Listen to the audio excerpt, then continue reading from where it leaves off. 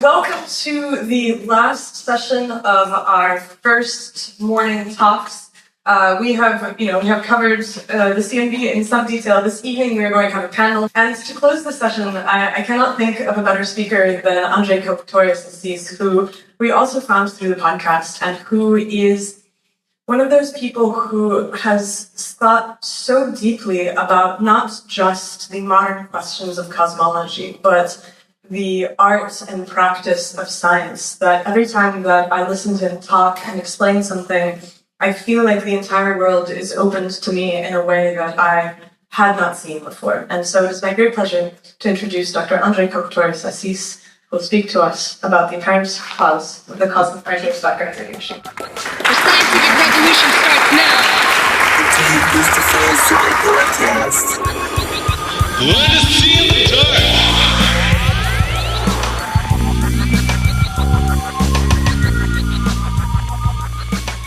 What I will present today is a topic which I have been working for 30 years.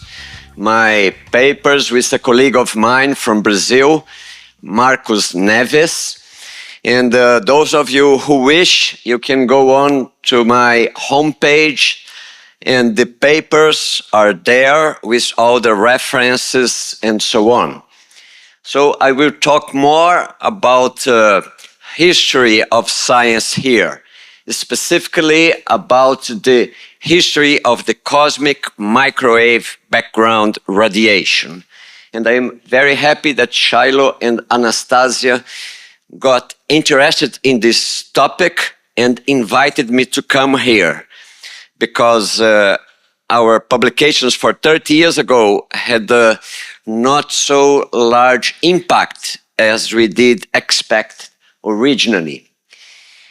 When we read the newspapers, magazines, divulgation of science, nowadays homepages and research papers, they always say that the cosmic microwave background radiation is the strongest pillar of the Big Bang, especially because it was predicted before its discovery by Penzias and Wilson in 1965. And it was predicted by the Big Bang, and they just say sometimes the name, Gamov. But they only say that in general. They don't give the references, the data, or when were these predictions made. But this is everywhere, in textbooks on astronomy, cosmology. We learn that at the university. But is this true? Here are the facts, okay? The real predictions made by the Big Bang. The oldest one was not made by Gamov himself, but by two of his students, Alpher and Hermann. And they did publish a paper in 1948. That is the oldest prediction made by the Big Bang that I am aware of. And they said 5 Kelvin. Then next year, Alpher and Hermann did publish another paper, Physical Review, and they said bigger than 5. Then the first paper by Gamov, it was in 1953. I believe it was in a Swedish journal or so on. And in that paper, he said 7 Kelvin. Then he wrote a book, Gamov. The title is The Creation of the Universe, a very religious book. And in this book, I will quote from the second edition of this book, which is from 1961. There is only one page where he discusses or talks about the temperature of space. And in this page of the second edition, 1961, He said 50 Kelvin. You see, this is almost 20 times higher than the known value that we have today.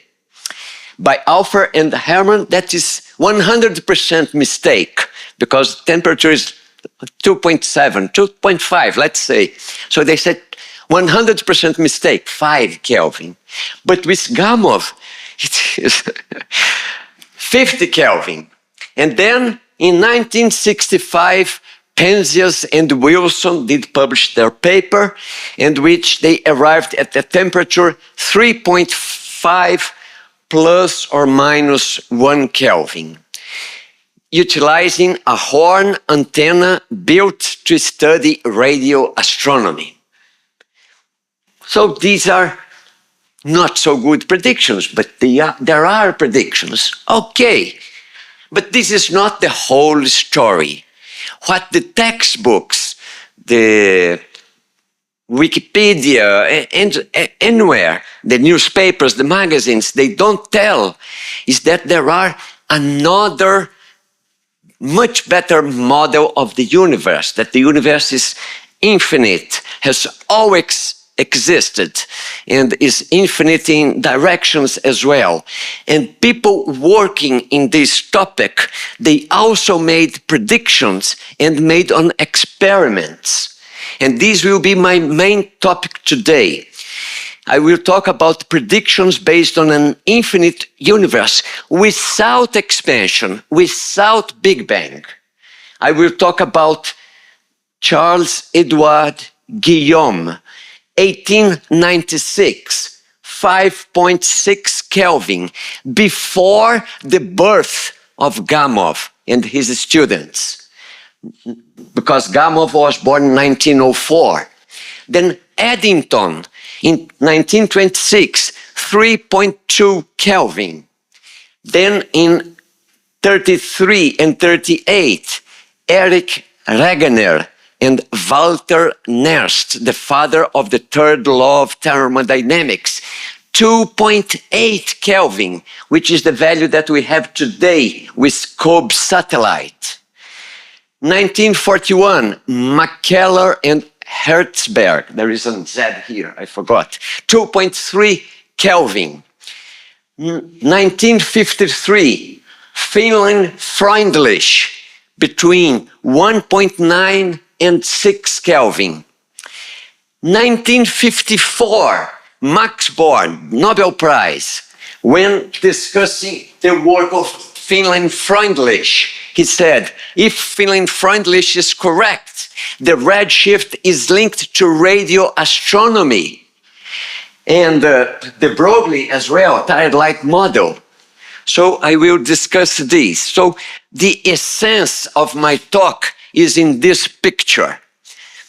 So if you keep in mind this picture, you can forget the 1,000 words that I will take today. But keep in mind this picture. The black lines are these exponential predictions based on the Big Bang. They begin with, this is temperature as a function of the year of the prediction. Alpher and Hermann, 5 Kelvin greater than 5. Then Gamov, 7 Kelvin, and then 50 Kelvin. And Penzias and Wilson found 3.5 Kelvin. All the red dots here are infinite universe, without expansion, without Big Bang. Guillaume, Wegener, Nernst, Eddington, Mackellar, Freundlich, and Max Born. All of them extremely close to the present value of 2.7 Kelvin. So this is the essence of my talk.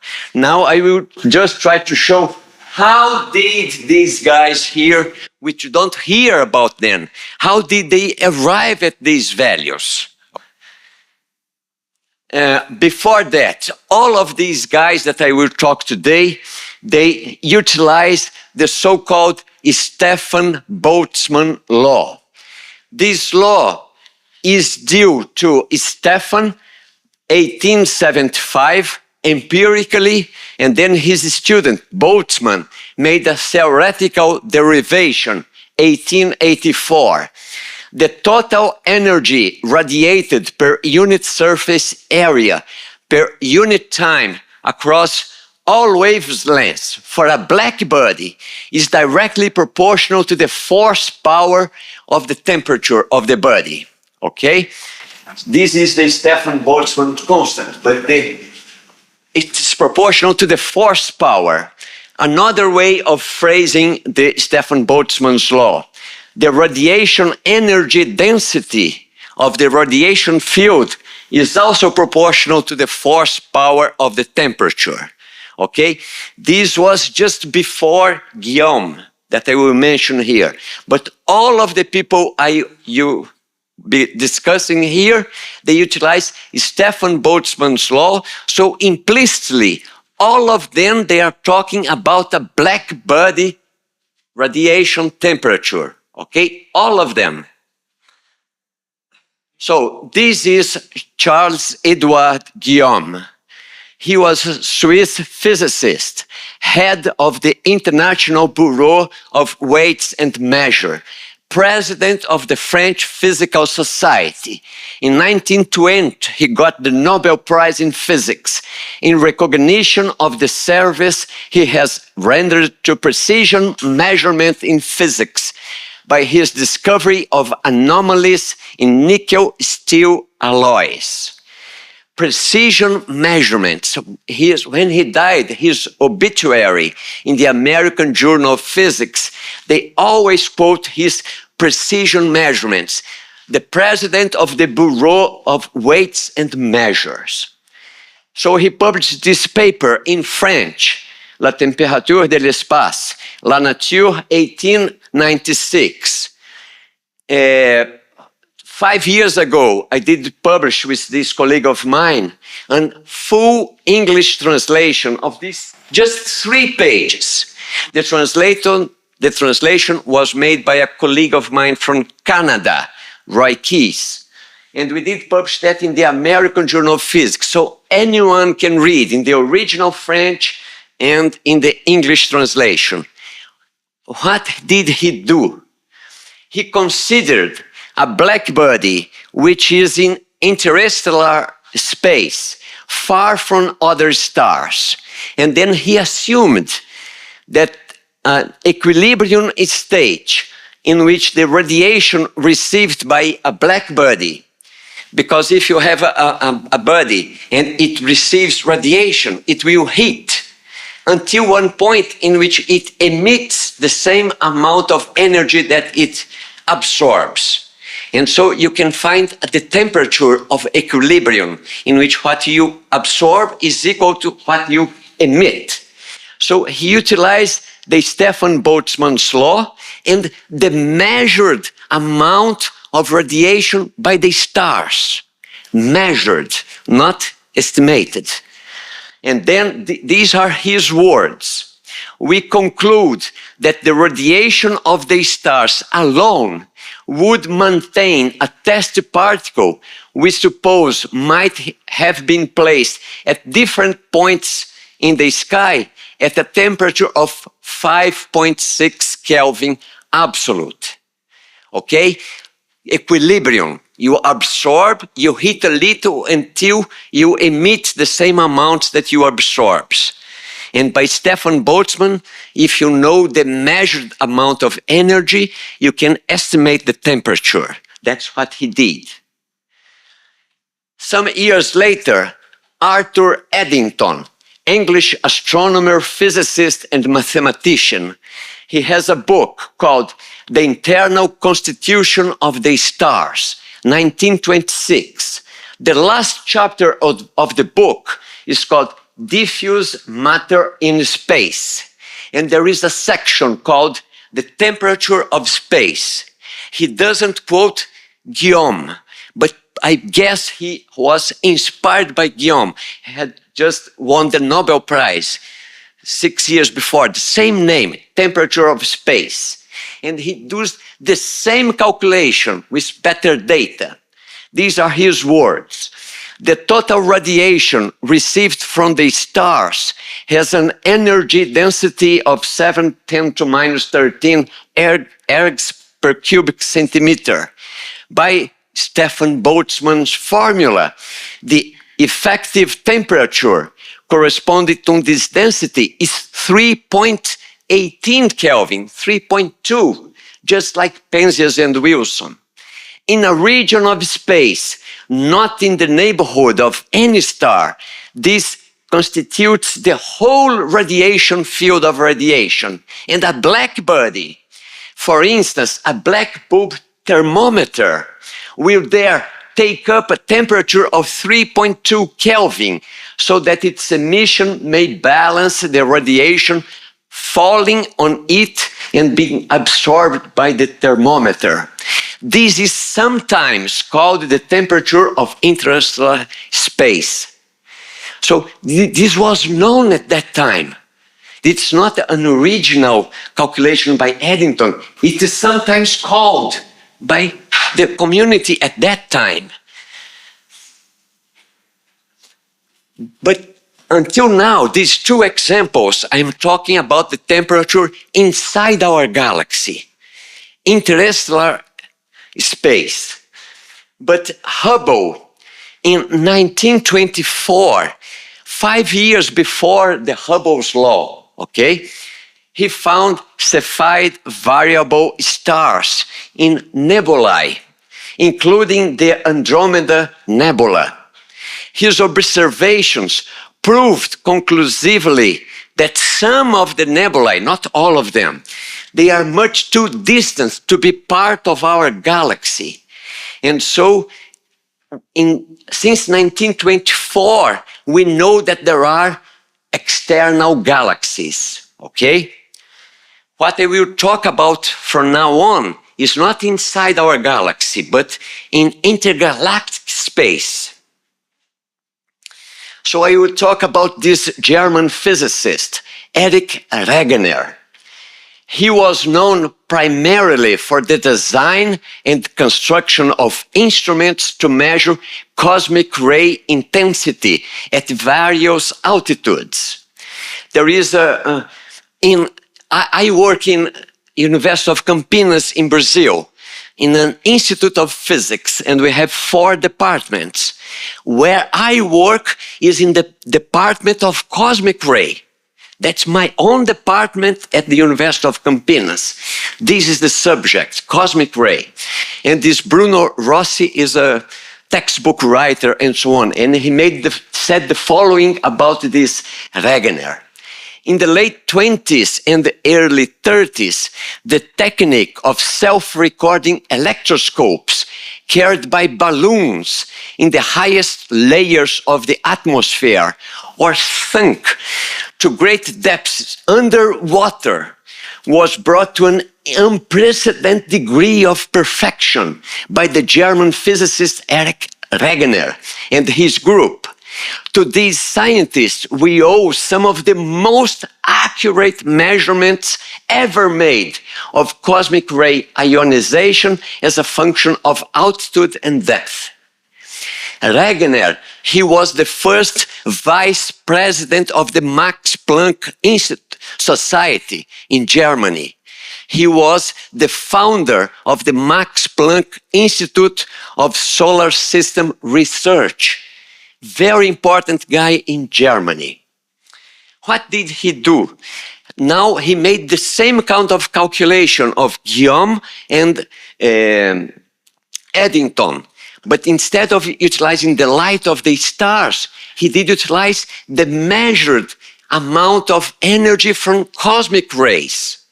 And cosmic rays, some of them come from the sun, from the nearby stars, Sirius, and so on, but most of them, they come from outside our galaxy. How do we know that? For instance, the amount of radiation in the plane of the galaxy is essentially the same as orthogonal to the galaxy. So very little absorption by our own galaxy. So it comes from outside, most of it, some from the sun and so on, but most of it comes from the outside of the galaxy. And then he said the same. So let's assume that all of this is absorbed by a black body until it heats and emits the same amount that it received. What was his conclusion? 1933. So he analyzing the measured energy of cosmic rays arriving on Earth. He arrived at temperature of intergalactic space, not interstellar space. A celestial body which has sufficient dimensions to absorb cosmic radiation is heated by means of this cosmic radiation. The heating results to be proportional to the energy from the cosmic radiation in the surface of the body. It is heated until it emits the same amount of radiation, so that the black radiation becomes to the force power of the temperature and the surface of the body. The final temperature is determined by Stefan Boltzmann's law and is found to be 2.8 Kelvin, the same that we have nowadays with COBE satellite. This cannot be a coincidence. This cannot be a coincidence. It is a precise, he was a guy for precise measurements. Now, his work by Regner, it was discussed by Walter Nernst, German physical chemist, father of the third law of the thermodynamics, 1906. And he received the Nobel Prize in the same year as Guillaume. Guillaume received the Nobel Prize in physics. Nernst received the Nobel Prize in chemistry, the same year, 1920, in recognition of his work in thermochemistry. He has some papers in German and translated into English, 1937 and 38, defending an infinite universe, boundless, homogeneous in large scale, without expansion. And he assumed that the cosmological redshift was due to a tired light effect, not due to a Doppler effect.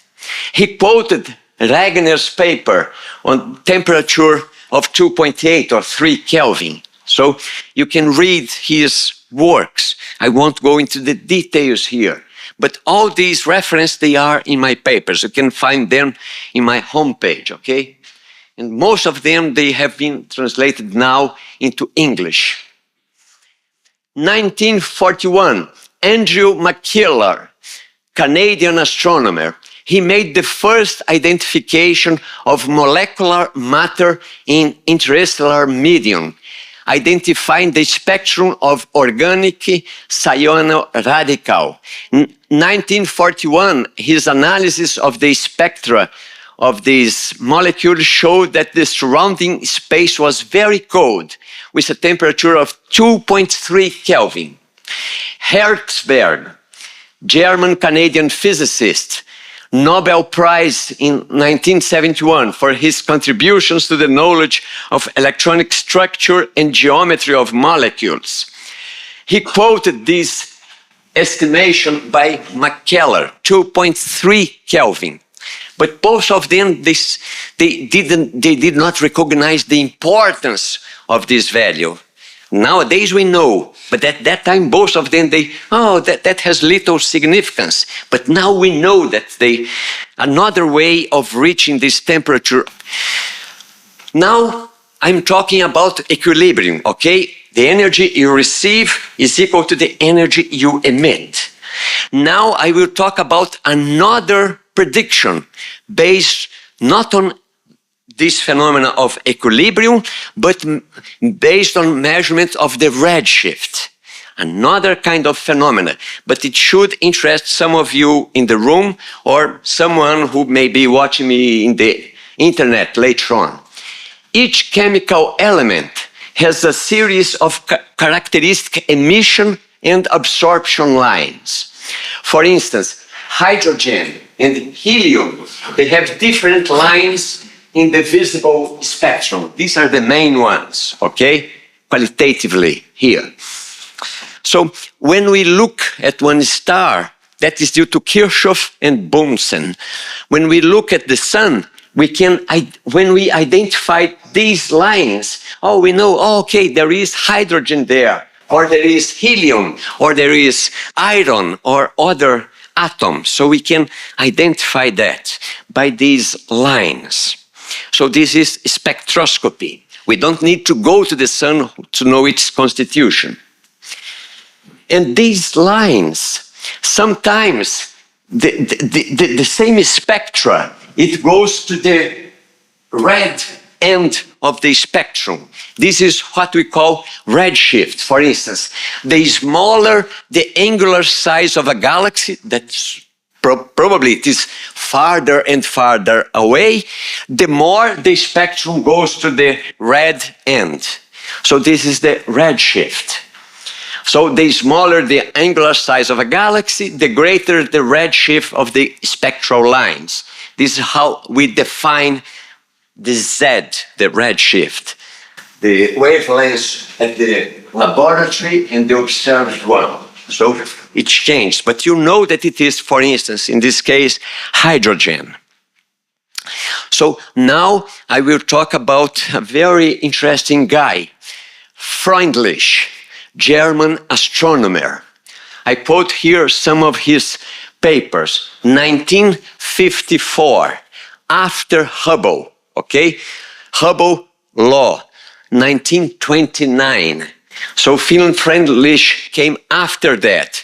And I will quote some of his work and a paper by Max Born. Freundlich, he spent his whole life. He was an astrophysicist, experimental astrophysicist. He had two goals in life.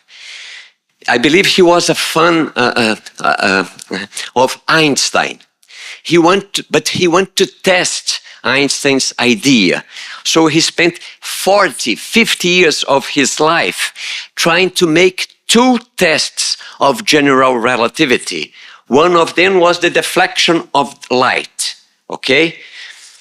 And the other was the gravitational redshift, that there is a redshift which depends on different potential energy. So these were the predictions by Einstein's general theory of relativity. And he wanted to test them. He built, I believe it was in Potsdam in Germany, an Einstein Tower to make these measurements. He created an Einstein Institute and so on. And he spent 40, 50 years creating better and better spectroscopes and even building observatories. He needed to leave Germany because of the Nazis, and then he did go to Istanbul in Turkey, 3 years there, built an institute to develop, and then he received an invitation. He went to Prague, but he could stay only a short time because the Germans went into the Czech Republic, and then he received an invitation, and then he went to Scotland, okay? But all 40 years working with measurements of the spectra of the sun and stars, trying to test these two predictions. He organized 2 or 3 expeditions to measure the deflection, bending of light when it passed close to the sun, but due to bad weather, his measurements were not conclusive enough. But I will talk now about his testing of the gravitational redshift. So, we have some nebula, like Orion Nebula, which is inside our galaxy. There are some which are another galaxies, but some of the nebula are inside our galaxy. We can measure their redshifts. But even inside the nebula, we can measure specific redshifts of some stars which belong to that nebula. And some of them, they are higher than the redshift of the nebula. These are anomalous redshifts. And so in 1953-54, he proposed a tired light model which could explain the redshift of many objects, A stars, the Sun, B stars, O stars, supergiant M stars, Wolf Rayet stars, and white dwarfs. They have different temperature, which goes from 3,000 M stars, 6,000 kelvins for the Sun, up until 50 kelvins, and so on. And he proposed empirically a formula which is analogous to the Stefan Boltzmann's law, proportional to the force power of the temperature and of the length that light moves through this radiation field. And in his paper, so he arrived at this formula here to explain the redshift of the stars. But in that paper he said, let us suppose maybe if this works so well for all of these stars, maybe the same mechanism is responsible for the cosmological redshift, which should not be due to Doppler. Let us suppose that it's due to the same formula, because we know that the redshift increases with distance. And by knowing the left-hand side by Hubble, he knew the value of that. We can estimate the temperature. We can reverse the argument. And then he said, we may have, therefore, to emphasize that the cosmological redshift is not due to an expanding universe, but to a loss of energy which light suffers in the immense lengths of space it has to traverse, coming from the most distant galaxies to the Earth. Thus, the light must be exposed to some kind of interaction with matter and radiation in intergalactic space. And you see, when he did apply this formula, he obtained for the stars. But when he did apply that formula to the cosmological redshift, he could estimate that if that formula is correct, we should have a black body temperature of intergalactic space between 1.9 and 6 Kelvin. Now, what I will show to you, please pay attention to the next slide, because now I will not talk about a faraway galaxy or a quasar that no one knows exactly what it is. I believe Houghton Arp is correct. But even we don't know what a quasar is. What I will talk now is the best star known to us, which is our Sun. What is the redshift of the Sun? Okay? So that was a work of this guy, Freiндlich. This is a picture by this paper by Freiндlich. So if we look at the Sun, this is the Sun, okay? So we have the center of the Sun and we go to the limb of the Sun. So when we go to the center, to the limb of the Sun, the redshift increases. We cannot see that with our naked eyes, but with spectrographs we can see that. So this plot shows that here is a function of the angle theta. I will just show what this theta is. But when this theta is 0, we are looking at the center of the Sun. And when we are here, we are looking at the limb of the Sun, okay, in any direction, okay? It is symmetrical. So the measurements and this straight line here, that is the prediction of general relativity. If the redshift of the Sun is due to a gravitational redshift, it should not depend on the angle, because the gravitational potential is the same all over the surface of the Sun. So it should not depend on the angle. And even the numerical value, for instance, here at the center of the Sun, the measured value of the redshift is 20% lower than the prediction of general relativity, 1/5, okay?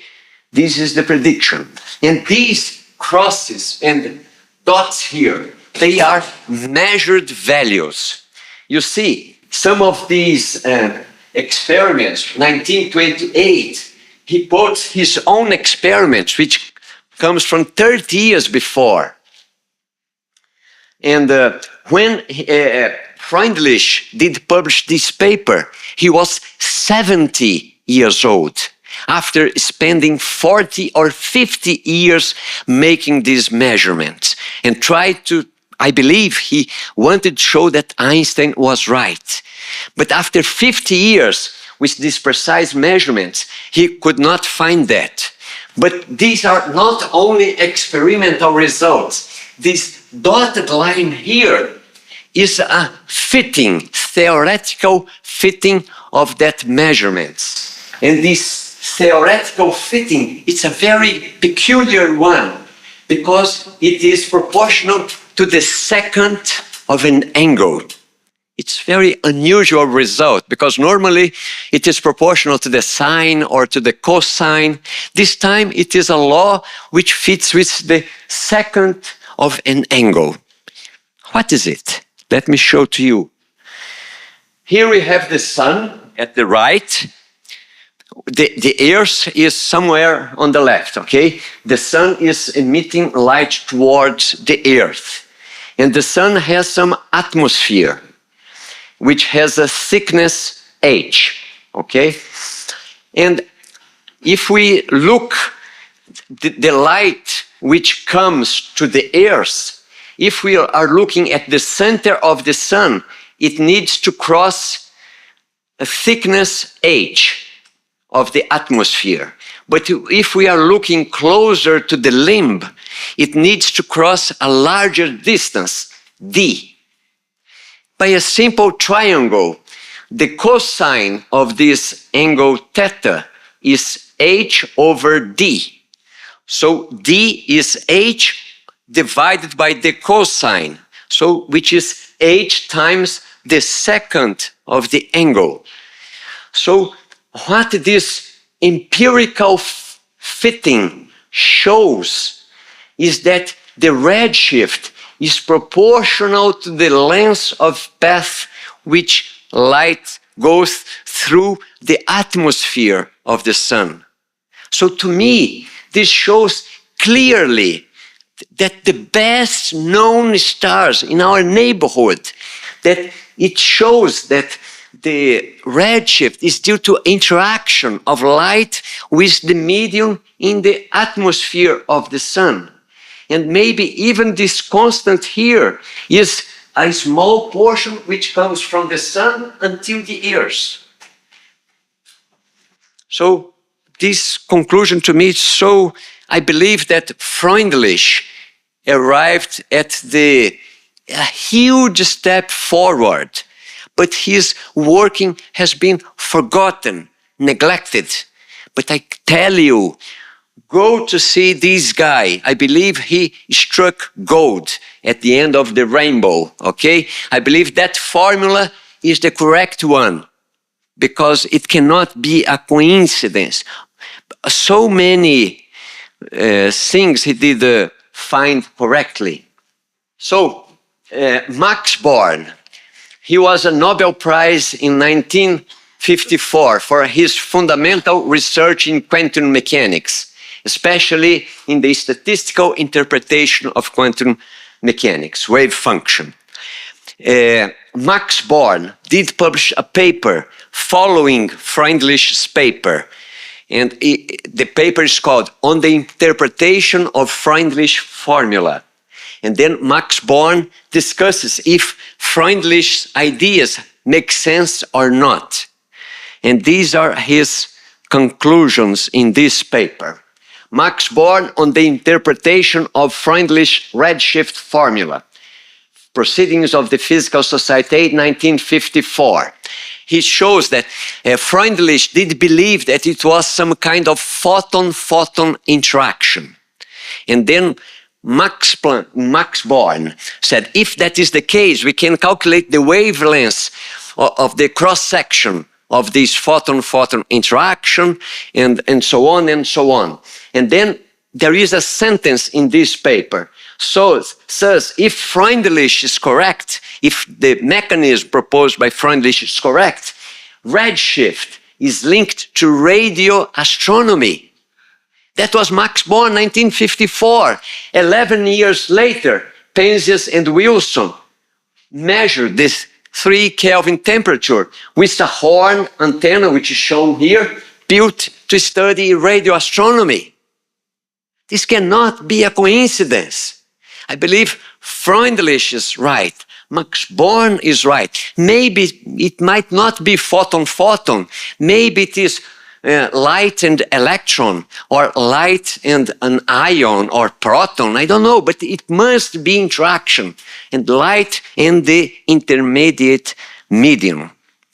So for those of you who wish, we have this translation of Guillaume in 2020, and we have some papers 30 years ago on these topics, okay? But you can find them in our homepage.